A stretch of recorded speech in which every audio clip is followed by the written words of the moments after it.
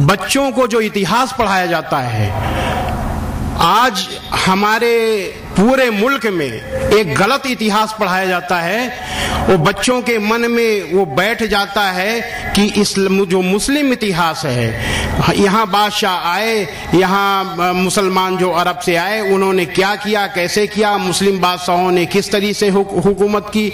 ये जो बच्चों के मन में जो ये बैठाया जाता है गलत इतिहास पढ़ा करके, उससे इस्लाम के लिए नेगेटिव चीज बच्चों के मन में जाती है। और यही बात मेरे मन में भी गई। इस्लाम का मुताला किया, अच्छी तरह मैंने उसका अध्ययन किया, तो मैंने पाया कि कुरान मजीद की जिन आयतों को मैंने आतंकवाद से जोड़ा था, जिन आयतों में मुझे आतंकवाद दिखाई दिया था, वो आयतें आतंकवाद का विरोध करने के लिए आई। ये मुझे तब पता चला जब मैंने इस्लाम को शुद्ध मन और शुद्ध तन से पढ़ा। अगर ईश्वरी किताब को आप शुद्ध तन और शुद्ध मन से नहीं देखते तो आपको उसकी सच्चाई पता नहीं चल सकती। आतंकवाद सहा और आतंकवाद अंतिम समय तक वो आतंकवाद से लड़ते रहे। आपने कभी भी किसी भी तरीके से किसी भी इंसान का दिल नहीं दुखाया, कभी भी किसी से कड़ाई से बात नहीं की। ऐसे मजहब को आप आतंकवाद से कैसे जोड़ सकते हैं? ये पूरी दुनिया में इस्लाम के साथ साजिश है। ये साजिश इसलिए हो रही है क्योंकि इस्लाम के प्रवाह को रोकने का प्रयास किया जा रहा है, इस्लाम को फैलने से रोकने का प्रयास किया जा रहा है। सच्चा धर्म अगर फैलता है तो ये सबसे बड़े धर्म की बात, सबसे बड़ी अच्छी बात है। मुसलमानों के बीच में लगातार कई वर्षों से हम जा रहे हैं और भारतवर्ष में एक नई प्रथा का प्रारंभ किया मैंने कि जब जगत गुरु शंकराचार्य भी मुसलमानों के बीच में जाकर के उनके प्रेम को समझ सके और इस्लाम की सच्चाई को जान करके इस्लाम को सारी दुनिया में एक इंसानियत का सबसे बड़ा पाठ सिखाने वाला धर्म मानने के लिए लोगों को समझावे।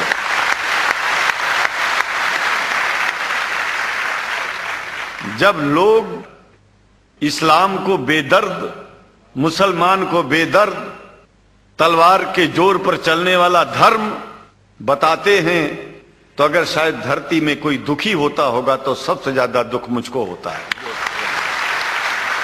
ये न सच्चाई है और न कभी ये सच्चाई हो सकती है। जिस इस्लाम ने पहला कलमा ही कुरान शरीफ का ये बताता है कि नहीं है इबादत के काबिल सिवाय परमात्मा के और कोई, ला इलाहा इल्लल्लाह मोहम्मद रसूल अल्लाह। भला आप बताइए, वेदों का रस निचोड़ करके मोहम्मद साहब ने परमात्मा की इबादत करके परमात्मा के पैगाम को एक ही कलमे में दे दिया। इससे बड़ा ग्रंथ दुनिया में और क्या हो सकता है? कुरान शरीफ में तो लिख दिया, एक ही कलमे में कुरान शरीफ के अंदर सारी बातें लिख दी। नहीं है इबादत के सिवा और कोई दूसरा, ला इलाहा इल्लल्लाह मुहम्मदुर रसूल अल्लाह। जब एक कलमे में सारी बात कह दी गई, जब एक कलमे के अंदर उस परवरदिगार परमात्मा के लिए, ईश्वर के लिए हमें उस प्रार्थना करने का एक स्थान मिल गया, तो हमने अपने विचारों में भिन्नता क्यों पैदा की? हमने अपने विचारों को भिन्न भिन्न क्यों किया? मैं शंकराचार्य से गुजारिश करूंगा कि इस प्रोग्राम से जाने से पहले वो अमन का पैगाम जो खुदा अल्लाह की तरफ से सारी दुनिया के लिए आया है, यानी कुरान मजीद, वो शेख अरशद बशीर मदनी के हाथों लेते जाए।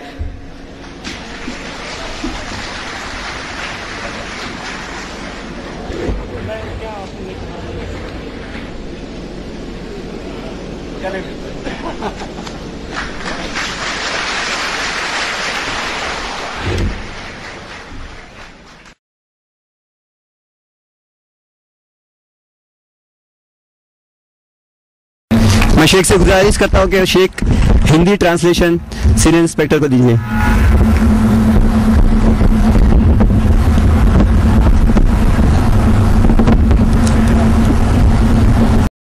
सलामुन सलामुन सलामुन सलाम सलामुन सलामुन सलामुन सलाम सलामुन सलामुन सलामुन सलाम सलामुन सलामुन सलामुन सलाम जअलना السلام शिआरन लना वबिस्म।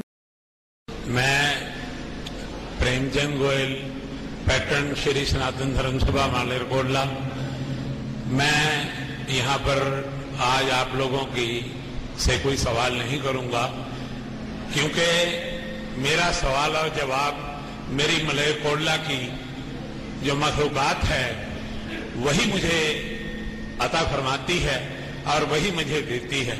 मैं तो सिर्फ आज के इंतखाब के लिए इन कारकुनों का और आप लोगों का, जिन्होंने इतनी दूर से आकर हमें अपने मजहब के बारे में ही नहीं बल्कि हमारे मजहब के कई पृष्ठों के पन्नों के और उसकी लाइनों के कौन सी कितनी लाइन है, इस हिसाब से आपने बताया कि जिस हिसाब से हमारे शंकराचार्य जी ने भी नहीं बताया। मैं आपका इसलिए बहुत धन्यवाद करता हूं और ये कहूंगा, आप कहते हैं कि अल्लाहु अकबर, अल्लाह बहुत बड़ा है। अल्लाह, मैं कहता हूं कि अल्लाह बहुत बड़ा है और वो सारी कायनात को देख रहा है और उसकी निगाह से कोई बाहर नहीं है। आपके इस फरमान को मैं मानता हूं और आपका बहुत बहुत मालेरकोटला की धरती पर आने पर आपका बहुत मैं इस्तकबाल करता हूं। आपको अमन का पैगाम अशर बशीर देना चाहते हैं। जज्बे पे मैं आपको तोहफा देता हूँ, गिफ्ट आपको गिफ्ट देता हूँ मैं। जो भी हमारे भाई आकर गिफ्ट लेना चाहे, गैर मुस्लिम भाइयों से मैं गुजारिश करता हूँ कि आप कुरान मजीद हमसे गिफ्ट ले जाए। अब मुझे समझ में आया कि मालेरकोटला में इतनी ज्यादा मोहब्बत क्यों मिलती है।